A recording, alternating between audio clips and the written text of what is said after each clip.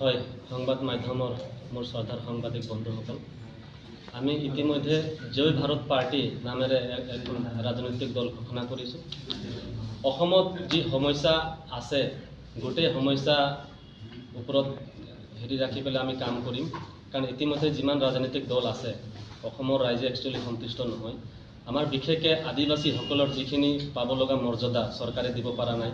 ইতিমধ্যে জনজাতিকৰণৰ মৰ্যাদা দিব পৰা নাই, মাটি পাট্টা, বাগানৰ ৱেজেছ, বিভিন্ন ধৰণৰ সমস্যাত আমাৰ আদিবাসীসকলে বিভিন্ন ধৰণৰ সমস্যাত আছে, কিন্তু কোনো ধৰণৰ চৰকাৰে সমাধান কৰাৰ কাৰণে কোনো ধৰণৰ ৰাস্তা লোৱা নাই। আৰু ইয়াৰ উপৰিও অসমত বহুত সমস্যা আছে, নিবনুৱা সংস্থাপনৰ সমস্যা আছে, বানপানীৰ আছে। এইবিলাক গোটেই কথা আমি চিন্তা কৰি পেলাই এই ৰাজনৈতিক দলটো আমি আজি ঘোষণা কৰিছোঁ। এইটো আঞ্চলিক দল হ'ব নে ৰাষ্ট্ৰীয়তাবাদী দল হ'ব? এইটো একচুৱেলি অসম ভিত্তিক আঞ্চলিক দল হ'ব। পৰৱৰ্তী ক্ৰমে আমি এইটো সমূহ ভাৰতত আমি এই দলটো আমি কাম কৰিম। এতিয়া পঞ্চায়ত নিৰ্বাচন আহিব আৰু ২৬ৰ লোকসভা নিৰ্বাচন, বিধানসভা নিৰ্বাচন আহিব। আপোনালোকে প্ৰাৰ্থিত্ব দিয়া তেনেকৈ ধৰণৰ ৰাজনৈতিক ৰোডমেপটো কেনেকুৱা ধৰণৰ আপোনালোকৰ? নিশ্চয় আমি এতিয়া ৰাজনৈতিক দল খুলিছোঁ, আৰু ৰাজনৈতিক দল আমি আগবাঢ়িবলৈ হ'লে আমাক গ্ৰাছ লেভেলত আমাক ভেটি মজবুত কৰিব লাগিব। যাৰ কাৰণে আমি এইবাৰ পঞ্চায়ততে আমি প্ৰতিদ্বন্দ্বিতা কৰিম। সমূহ অসমতে আমি পঞ্চায়ত আমি কণ্টেষ্ট কৰিম এইবাৰ, আৰু লগতে ২০২৬তো আমি MLA কণ্টেষ্ট কৰিম। তাৰপিছত BTR ইলেকশ্যন আছে, কাৰ্বি আংলং অট'নমাছ কাউন্সিল আছে। আমি গোটেই জেগাতে আমি প্ৰতিদ্বন্দ্বিতা কৰিম। বৰ্তমান অসমৰ কিমান জিলাত সাংগঠনিক সেইটো কেনেকুৱা আপোনালোকৰ? ইতিমধ্যে আমাৰ 37 এছেম্বলি কনষ্টিটুৱেঞ্চিত আমাৰ আলোচনা হৈ গৈছে। ইতিমধ্যে আপাৰ আছাম, লোৱাৰ আছাম, উজনি আছাম গোটেইখিনি আলোচনা হৈ আছে, আৰু আমি গোটেই অসমত আমি পঞ্চায়তখন কণ্টেষ্ট কৰিম। ৩৭টা সমষ্টি কোন জিলাৰ কোনকেইটা সমষ্টি? মই আপোনালোকক লিষ্টটো দি দিম অলপ পিছতে। তথাপিও কোনকেইটা প্ৰান্তত ধৰি লওক মধ্য অসম, উত্তৰ অসম, হয়, নামনি উজনি? বিশেষকৈ আমাৰ মধ্য অসমত আছে, আপাৰ আছামতো আছে, উজনি অসমত আমাৰ কম আছে। আপোনালোকৰ সংগঠনটোৰ দলটোৰ মানে ভেটিটো কোন জিলাত মূলতঃ?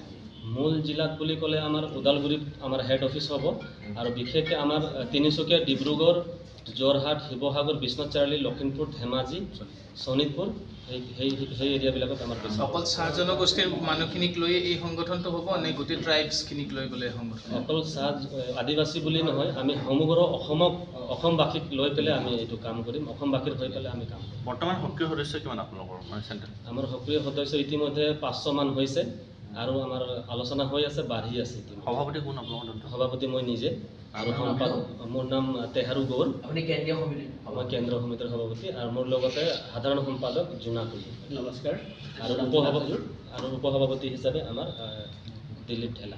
অসমত ইমানবোৰ ৰাষ্ট্ৰীয় দল আছে, বিজেপি আছে, কংগ্ৰেছ আছে, CPI আছে, আপোনাৰ আঞ্চলিক দল অজাপ আছে, ৰাইজৰ দল আছে, এই সকলোবিলাকে আঞ্চলিকতাবাদৰ কথা কৈছে। তাৰ মাজতো আপোনালোকে হঠাৎ এনেদৰে আকৌ এটা দল খোলাৰ কথা কিয় মনত ৰাখে?